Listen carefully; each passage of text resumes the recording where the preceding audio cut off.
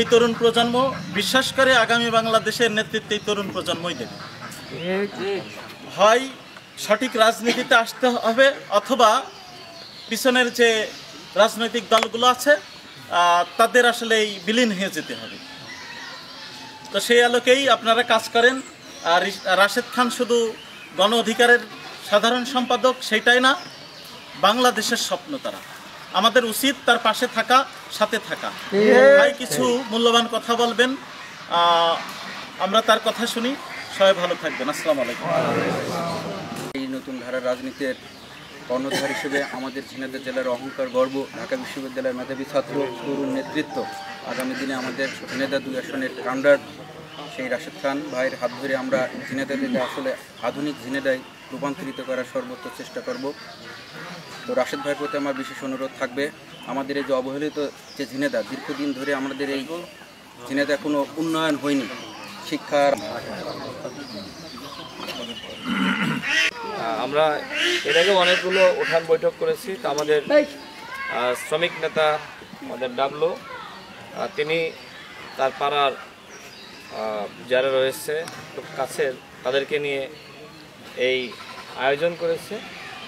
তো আপনারা জানেন যে আমার বাসাও ঝিনাইদহ, ঝিনাইদহ জেলার সদর উপজেলা আরবপুর গ্রাম, তার পাশে মুরারিদহ। অনেকে মনে হয় মেয়াদদালানে গিয়েছেন, সেই মেয়াদদালানের পাশে আমার বাড়ি, সেখানে জন্ম নিয়েছি। এরপরে পড়াশোনা করেছি Shishukunj school and college, new academy school, Arabpur model সরকারি প্রাথমিক বিদ্যালয়, এরপরে সর্বশেষ ঢাকা বিশ্ববিদ্যালয়। সেখান থেকে আন্দোলন সংগ্রাম, মানুষের অধিকার এবং মর্যাদা প্রতিষ্ঠার লড়াই, সেগুলো করতে গিয়ে জেল, জুলুম, রিমান্ডের নির্যাতনের শিকার হয়েছি। 2018 সালের কোটা সংস্কার আন্দোলন, সেই আন্দোলন আমাদের হাত ধরেই সফল হয়। এরপরে হাসিনা সেই সফল আন্দোলনকে ব্যর্থ করার জন্য 24 সালে আবার কোটা ফিরিয়ে আনে। তো সেই কোটা আন্দোলনকে কেন্দ্র করে কিন্তু হাসিনার পতন হয়েছে। 24 সালে একটি গণ অভ্যুত্থান হয়েছে। এই ঝিনাইদহতেও মিছিল হয়েছে। এই মিছিলে আপনারা অনেকে অংশ নিয়েছেন, আপনারা অনেকে সেই মিছিলের সাক্ষী হয়েছেন। আমরা যে এখন এই উঠান বৈঠক করছি বা আমরা সংক্ষিপ্ত পরিসরে আলোচনা করছি, এই আলোচনা করার পরিবেশ কি আগে ছিল? ছিল না। এই অঞ্চলে দেখবেন যে পাতি মাস্তান, ছাতি মাস্তান, চেলা ফেলা কত লোক ছিল। চাঁদাবাজি, টেন্ডারবাজি করতো, মানুষকে ঘরে ঘুমাইতে দিত না। এখানে একটা বিল্ডিং করবে, 20,000, 50,000, 1 লাখ টাকা চাঁদা দাও, অন্যথায় কাজ শুরু করা যাবে না। হতো না এগুলো? তো আমরা সেই বাংলাদেশ আর চাই না, হাসিনার বাংলাদেশ আমরা চাই না। অভ্যুত্থানের পরবর্তী বাংলাদেশ হবে আপনাদের বাংলাদেশ। অভ্যুত্থানের পরবর্তী বাংলাদেশ হবে সাধারণ মানুষের বাংলাদেশ। সেখানে সাধারণ মানুষের কথাই গুরুত্বপূর্ণ। আপনারা যাকে ভোট দিবেন তিনি নির্বাচিত হবেন। কেউ ভোট চুরি করে ক্ষমতায় আসতে পারবে না।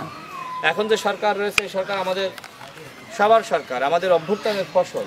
আমরা আন্দোলন সংগ্রাম করে ডক্টর মোহাম্মদ ইউনূসকে আমরা বসিয়েছি, এই সরকারকে বসিয়েছি।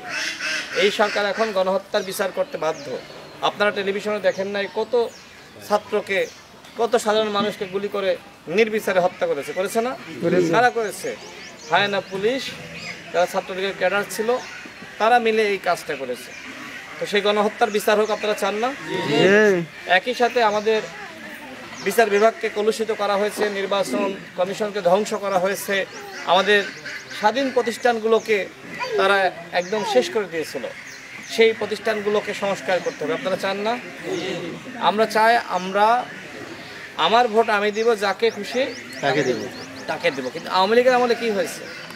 আমার ভোট আমি দেওয়ার হয়েছে না?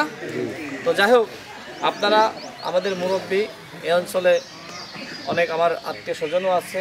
এই যে আমাদের জামাইকে দেখতে পাচ্ছি, তো এখানে আপনারা মুরব্বীরা, আপনারা যদি সচেতন হন তাহলে কিন্তু অনেক কিছু সম্ভব। আচ্ছা, এই যে আমরা দেখি অনেক নেতারা ঈদ আসলে তাদের খরচের হাত বেড়ে যায়, কিন্তু অন্য সময় একজন রোগী, অসহায় মানুষ খাবার পায় না, সে কখনোই আসবে না। কিভাবে দেয়? আচ্ছা, ঈদের আগে যতটুকু দেয় কিভাবে দেয় দেখেন। এই যে রাস্তা, এই রাস্তাটা কি বাংলাদেশ নাকি এত উন্নত হয়েছে? এই রাস্তা কেন এখনো পর্যন্ত পাকা হয়নি? কেন হয়নি বলেন? বা অন্য জায়গায় যে রাস্তাটা হয়েছে সেখানে 5 কোটি টাকার কাজ, সেখানে আপনার 3 কোটি দিয়ে কাজ করে আর 2 কোটি নেতার পকেটে ঢোকে। নেতা কি করে? ঈদ আসলে, পূজা আসলে বা যে কোনো অনুষ্ঠানের আগে ওইখান থেকে ওই 2 কোটি থেকে আপনার তারা 10 লাখ টাকা খরচ করে। বাকি তার কাছে কত থাকে? 1 কোটি 90 লাখ। তার মানে যে আপনাকে যে ত্রাণ দেয় ওর বাপের টাকায় দেয় না, জনগণের টাকায় দেয়। আপনি একটি পোশাক কেনেন, ভ্যাট ট্যাক্স দিতে হয় 15%। খাবার কেনেন, সেখানেও দিতে হয়। আপনার এই যে ভ্যাট এবং ট্যাক্সের টাকায় আপনাকে ওরা ভিক্ষা দেয়, ত্রাণ দেয়। কিন্তু ঠিকই আবার ওরা কি করে? রাস্তার কাজটা ভালোভাবে না করে ওই যে 1 কোটি 90 লাখ টাকা মেরেছে, ওই দিয়ে ও ঢাকা শহরে বিল্ডিং করে, ওর মেয়েকে বিদেশ পাঠায়, ওর ছেলেকে কানাডায় পাঠায়, আর ও অসুস্থ হলে কি করে? ও লন্ডনে যায় চিকিৎসা নিতে। তো যে ধান্দাবাজি চান্দাবাজির রাজনীতি চলছে বাংলাদেশে, আওয়ামী লীগ যা শুরু করেছিল, আগামীতে এই চান্দাবাজির রাজনীতি চলুক আপনারা চান? তাহলে দরকার সৎ এবং যোগ্য নেতৃত্ব, যারা অতীতে খারাপ কাজ করে নাই। আপনাদের ছেলে আমি, আপনাদের সন্তান, আপনাদের সহযোদ্ধা। আপনারা জানেন যে আমরা গণ অধিকার পরিষদ মানুষের কাছে যাচ্ছি, আমরা আন্দোলন সংগ্রাম করেছি। কখনো টেলিভিশনে যখন নিউজ হয় দেখেছেন যে আমাদের বিরুদ্ধে নিউজ হয়েছে যে আমরা চাঁদাবাজি করেছি? নিউজ হয়েছে? দেখেছেন? কোথাও দেখেছেন? ফেসবুকে দেখেছেন? এই যে আপনাদের সন্তান, আপনারা যদি আমার পাশে থাকেন ইনশাআল্লাহ আপনাদের মুখ রক্ষা করা সম্ভবপর হবে। এই ঝিনাইদহের সন্তান হিসেবে যাতে করে কেউ না বলতে পারে যে ঝিনাইদহতে একটা বদমাইশের জন্ম হয়েছে, হ্যাঁ, সে দেশের লুটে পুটে খাচ্ছে, এই কথা যাতে কেউ না বলতে পারে সেই দোয়া রাখবেন, যাতে করে আপনাদের সাথে একজন সাধারণ মানুষ হিসেবে থাকতে পারি। একজন সাধারণ মানুষ হিসেবে যেমনিভাবে ছুটি আসতেছি, বিভিন্ন পাড়া মহল্লায় যাচ্ছি, আল্লাহর কাছে দোয়া করবেন যেন এইভাবে সাধারণ সবসময় থাকতে পারি। আপনারা কি চান না যে আপনাদের সন্তানরা বড় কিছু হোক, আপনাদের কল্যাণে কাজ করুক, এই যে রাস্তার উন্নয়ন হোক? তাহলে ওই চান্দাবাজ নেতৃত্ব না, ধান্দাবাজ না, যারা সৎ, দেশপ্রেমিক, যারা দেশটাকে ভালোবাসে, যারা সততার পরীক্ষা দিয়েছে, যারা ইমানদার, তাদেরকে আগামীতে জনপ্রতিনিধি বানাতে হবে। এই জন্য দরকার আপনাদের সমর্থন, ভালোবাসা, আপনাদের কার্যক্রমে অংশ নেওয়া। তো আমি কথা বাড়াচ্ছি না, আর কয়েকটি কথা বলে আমার বক্তব্য শেষ করব। এই যে গণ অভ্যুত্থান হয়েছে, এই গণ অভ্যুত্থানের পরের বাংলাদেশ আমেরিকা, ইউরোপ, চীনের মতন উন্নত হোক আপনারা চান না? তাহলে কি? তাহলে ওই যে ঈদের আগে 10 কেজি চাল আর 2 কেজি মাংস, আর ভোটের আগের দিন 500 টাকা এসে বাসায় দিয়ে যাবে, বিবেকটা কি এভাবে বিক্রি করবেন?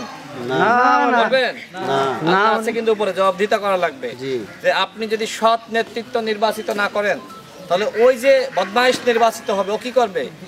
ও কিন্তু ওই যে রাস্তার টাকা মেরে খাবে, প্রায় 2 কোটি টাকা মেরে খাবে। 5 কোটির কাজ যদিও 5 কোটি দিয়ে করতো তাহলে তো এই রাস্তা ভাঙতো না।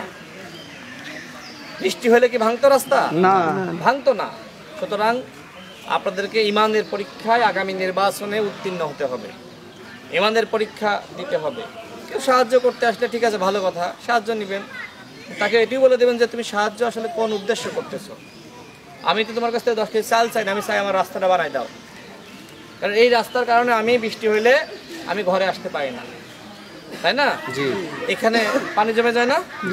তো যাই হোক, আপনার এলাকার মুরব্বী, আপনাদের দায়িত্ব মানুষকে সচেতন করে। এখানে যারা এসেছেন, খুব সংক্ষিপ্ত সময়ে এই যে আয়োজন, যারা এসেছেন, আমি আপনাদেরকে, আপনাদের সন্তান আমি, আপনাদের ভাই আমি, আপনাদের সহযোদ্ধা আমি, আপনাদের কাছে দোয়া চাই, ভালোবাসা চাই।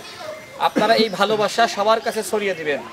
সবার কাছে অনেকে বলতে পারে যে রাশেদ ভাই তো দেখি, টিভিতে দেখি, হ্যাঁ, কিন্তু তাকে তো সরাসরি দেখলাম না। বলবেন যে ভাই এসেছিল, ভাই এসেছিল, আপনাদের খোঁজ নিয়েছে, আপনাদের সাথে হয়তো সবার দেখা হয়নি, কিন্তু তিনি এসেছিলেন।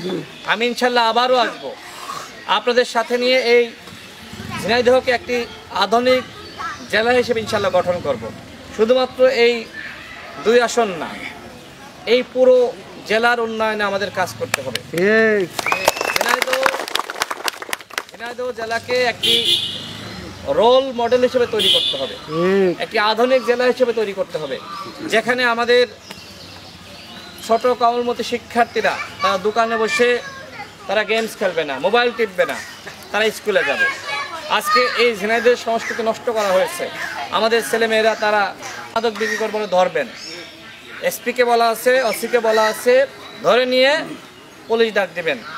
মাদকের আখড়া এই ঝিনাইদহকে বানানো যাবে না। এই ঝিনাইদহকে মাদক মুক্ত ঘোষণা করা হলো, এবং সেই মাদক মুক্ত কারা ঘোষণা করবে? আপনারা করবেন, করছেন তো? ঝিনাইদহ কোনো মাদক চলবে? এই ঝিনাইদহ কোনো চাঁদাবাজি, ধান্দাবাজি, চান্দাবাজি চলবে না, ঠিক আছে? এই ঝিনাইদহতে হাসপাতালে চিকিৎসা দিতে হবে। ইতিমধ্যে আমি তত্ত্বাবধায়কের সাথে কথা বলেছি, এবং সেখানে আসলে কিছু সংকট আছে, সেই সংকট আমাদেরকে সমাধান করতে হবে। আমাদের শিক্ষা ব্যবস্থা উন্নত করতে হবে, চিকিৎসা ব্যবস্থা উন্নত করতে হবে, আমাদের এখানে কর্মসংস্থান সৃষ্টি করতে হবে। আমি দেখে আসলাম যে আমাদের এই ঝিনাইদহতে এখন তামাক চাষ বেড়ে গিয়েছে, ধান চাষ এখন কম। কারণ কি? সিগারেটের দাম বেড়ে গিয়েছে। তো এর মাধ্যমে ক্ষতি হচ্ছে না? ক্ষতি হচ্ছে না? আপনি সিগারেটের ধোঁয়া উঠতেছে, আর হচ্ছে আপনার অক্সিজেন কালো হয়ে যাচ্ছে, কালো ধোঁয়া। আপনি যেটা নিঃশ্বাস নিচ্ছেন, আপনি ক্ষতিগ্রস্ত হচ্ছেন, শ্বাসকষ্ট হচ্ছে। তো যাই হোক, এই যে ধুলাবালি, এইখানে রাস্তা দিয়ে হাঁটলে ধুলা, শ্বাসকষ্ট কেন হয়? রাস্তাঘাট ভালো না। তো যাই হোক, এখন আমাদের এই পরিবেশটা এটা নোংরা হয়ে গেছে, নষ্ট হয়ে গেছে, ড্রেন, আবর্জনা। এই ঝিনাইদহকে একটি পরিচ্ছন্ন নগর হিসেবে গঠন করতে হবে, তৈরি করতে হবে, এবং সেই জন্য দরকার সৎ এবং যোগ্য নেতৃত্ব। খারাপ নেতৃত্ব আসলে কি করবে? ড্রেন করতে দিবে না, ওই ড্রেনের টাকা মেরে খাবে। আমি একটা জায়গায় যে শুনলাম, আপনার ওই যে আমাদের মধুপুরের দিকে একটা অঞ্চলে, সেখানে বলছে যে এই রাস্তার জন্য 3 বার টাকা বরাদ্দ এসেছে, একবারও কাজ হয়নি। মাতব্বর মেরে খেয়েছে, মাতব্বরকে